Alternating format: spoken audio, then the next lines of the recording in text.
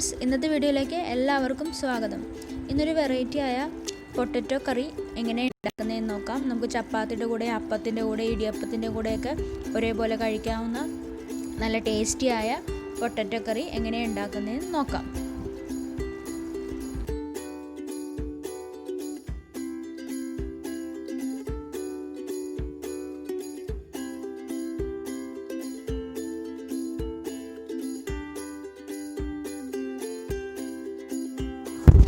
ആദ്യം തന്നെ ഇവിടെ 2 സവാള ചെറുതായി അരിഞ്ഞെടുത്തിട്ടുണ്ട്. പിന്നെ 2 പച്ചമുളക്, പിന്നെ വെളുത്തുള്ളി, ഇഞ്ചി, പിന്നെ 2 പൊട്ടറ്റോ ചെറുതായി അരിഞ്ഞെടുത്തിട്ടുണ്ട്.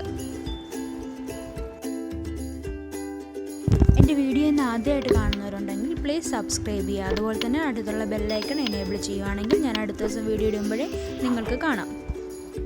അടുത്തായി കടായി വയ്ക്കുക. ഗ്യാസ് ഓൺ ആക്കിയതിന് ശേഷം ഓയിൽ ആഡ് ചെയ്യുക. ഓയിലൊന്ന് ചൂടാകുമ്പോഴത്തേക്കും നമ്മൾ ആദ്യം അരിഞ്ഞു വെച്ചിരുന്ന സവാളയും ഇഞ്ചിയും വെളുത്തുള്ളിയും പച്ചമുളകൊക്കെ ആഡ് ചെയ്ത് കൊടുക്കുക.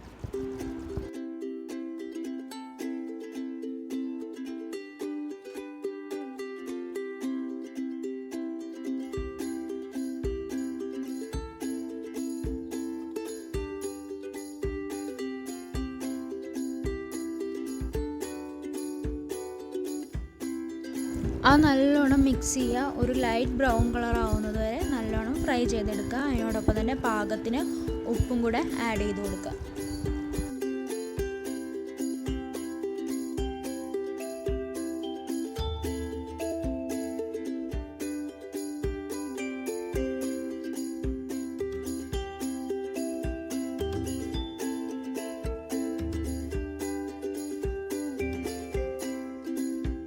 സവാള ലൈറ്റായിട്ടൊന്ന് കളർ മാറുമ്പോഴത്തേക്കും അതിൽ ഹാഫ് എടുത്ത് മിക്സിയുടെ ജാറിലോട്ട് ഞാൻ ചേഞ്ച് ചെയ്യുന്നുണ്ട്. അത് നല്ലോണം അരച്ചെടുക്കാൻ വേണ്ടിയാണ്. അതിനുശേഷം നമ്മൾ അരിഞ്ഞു വെച്ചിരുന്ന പൊട്ടറ്റോയും കൂടെ ആഡ് ചെയ്ത് കൊടുക്കുക.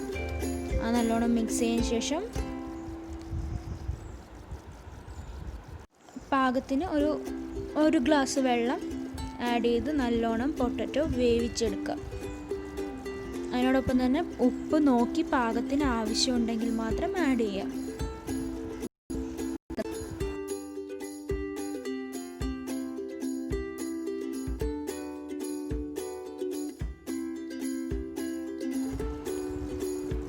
ഹാഫ് ബോയിൽ ആയതിനു ശേഷം 1 ടേബിൾ സ്പൂൺ മുളക് പൊടി ആഡ് ചെയ്യുന്നുണ്ട്, നിങ്ങളുടെ എരിവിനനുസരിച്ച്. അതിനുശേഷം 1/2 ടേബിൾ സ്പൂൺ മഞ്ഞൾപ്പൊടി ആഡ് ചെയ്യുന്നുണ്ട്.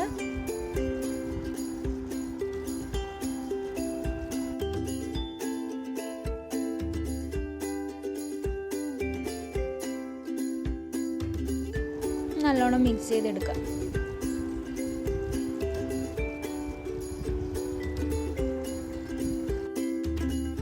അതിലോട്ട് 1/4 ടേബിൾ സ്പൂൺ കായവും കൂടെ ആഡ് ചെയ്ത് അടച്ചു വെച്ച് നല്ലോണം വേവിച്ചെടുക്കുക. ഉരുളക്കിഴങ്ങ്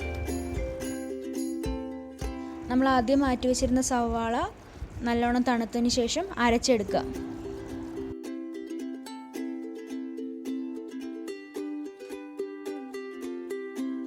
നമ്മുടെ പൊട്ടറ്റോ നല്ലോണം വെന്ത് വന്നിട്ടുണ്ട്. അതിലോട്ട് നമ്മൾ അരച്ചെടുത്ത സവാള ആഡ് ചെയ്ത് കൊടുക്കുക.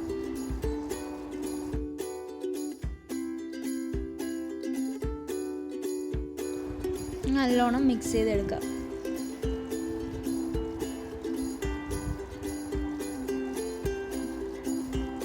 വെള്ളം വേണമെന്നുണ്ടെങ്കിൽ ആഡ് ചെയ്യാവുന്നതാണ്. ഇല്ലാന്നുണ്ടെങ്കിൽ ഇതുപോലെ ഗ്രേവി വേണ്ടാന്നുണ്ടെങ്കിൽ വെള്ളം ആഡ് ചെയ്യേണ്ട. ഗ്രേവി വേണമെന്നുള്ളവരുണ്ടെങ്കിൽ വെള്ളം ആഡ് ചെയ്യാവുന്നതാണ് ഈ സമയത്ത്.